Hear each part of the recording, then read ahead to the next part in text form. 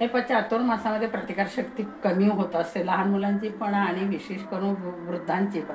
त्याच्यासाठी पौष्टिक असं सर्व प्रकारची जीवनसत्व असतील अशा प्रकारच्या ह्या भाज्या काही घेतलेल्या आहे. हा दुधी भोपळा चिरून घेतलेला आहे मी 150 ग्रॅम. इथे 2 टोमॅटो चिरून घेतले, कांदा घेतला, इथे याची शेवग्याची 1 शेंग चिरून घेतली, लसणाच्या पाकळ्या 4-5 घेतल्या, कढीपत्ता घेतलेला आहे आणि हे बीट घेतलेले चिरून पहा.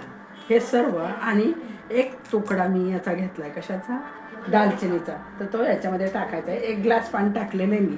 आता हे सर्व धुवून घेतले मी, तर हे याच्यामध्ये कुकरमध्ये शिजायला टाकायचं आणि कुकरमध्ये शिजल्यानंतर ते मिक्सरमध्ये काढून पहा मी काय करते, कशा प्रकारचं सूप बनवतो, पौष्टिक सूप. तर नक्की ह्या चातुर्मासात करून घ्या, त्याचा फायदा तुम्हाला होईल. तर पहा अजून 1 ग्लास टाकला मी त्याच्यामध्ये. आणि आता आपण कुकर 2 शिट्ट्या करून घ्यायच्या, 2-3 लागतील तेवढ्या शिट्ट्या करून घ्यायच्या.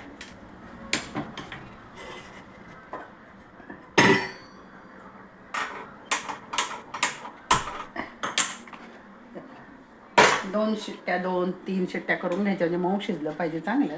मग नंतर दाखवते. हे पहा, मगाशी आपण कुकर लावलेला होता, 2 शिट्ट्या करून घेतल्या आणि थंडही थोडा करून घेतलेला आहे. त्याच्यामध्ये जो शेवगा होता तो काढून घ्यायचा, कारण त्याचा आपल्याला गर काढून घ्यायचा. शेवगा जरी आपण कुकरमध्ये काढला तरी तो जो टणक भाग आहे तो तसाच राहतो, म्हणून तो शेवगा आपण बाजूला काढला, त्याचा गर फक्त काढून घेणार आणि बाकीचं मात्र मिक्सरमध्ये काढून घेणार. पण त्याचा पातळ भाग जो आहे तो असा चाळून घ्यायचा आपल्याला.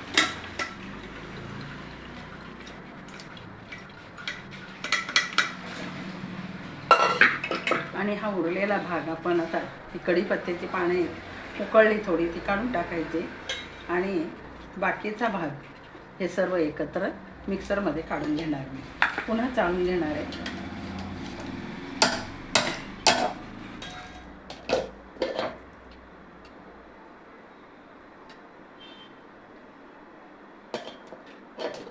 हे पहा, याच्यामध्ये मी दालचिनी टाकली होती, ती फक्त उकळायला टाकली आणि याच्यात नाही घेतली, काढून ठेवली. आता याला बारीक करून घेते. हां, मिक्सरमध्ये बारीक करून घेते मी. त्याच्यात थोडं पाणी घालायचं आणि पाणी घालून हे पुन्हा एकजीव करायचं आणि चाळून घ्यायचं.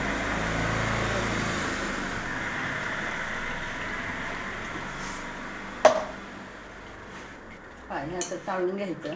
ते सर्व चाळून घेऊ आपण प्रथम. हे पाया शेवग्याचं शेवटचं सर्व शेंगाच्या सोलून घेतल्यात मी आणि याच्यात थोडंसं पाणी टाकणार, परत हा भात टाकणार आणि हा भात टाकून पुन्हा एकदा थोडंसं मिक्सरमध्ये फिरवून घेणार, म्हणजे मग वाळायला जात नाही. हे पाया हे उरलेलं पण पुन्हा काढलं, शेवग्याच्या शेंगाचा काढलेला गर तो याच्यात काढलेला आहे आणि आता हा असं चाळून घ्यायचा. याच्यामध्ये जेवढा चाळला जाईल तेवढा चाळून घ्यायचा. पहा निघतो बराचसा.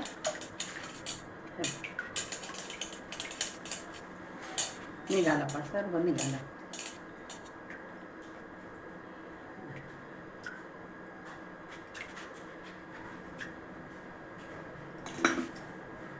पहा आता हा आपला तयार झालेला आहे. सूप जवळजवळ तयार झालेलं आहे. फक्त आता काय करायचं ना, तर फोडणी द्यायची. तर फोडणी कशी द्यायची पहा.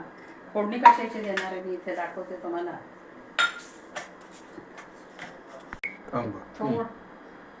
थोडंसं तूप मी याच्यात तापायला टाकले, फोडणीचं भांडे त्याच्यामध्ये, आणि फक्त 5 लवंगा, 5 मिऱ्या, जिरं आणि किंचितचं मीठ, कारण याच्यात मीठ शिजवताना टाकलं होतं तेवढंच टाकणार आहे. आता हे तापलेले तूप बंद करते आणि पहा. बरं, मी दालचिनी आधीच टाकलेली होती, तमालपत्र माझ्याकडे नाही आहे आता, असेल तर ते पण टाकायचं. ह्याच्यामध्ये मीठ टाकलंय आणि हे पहा.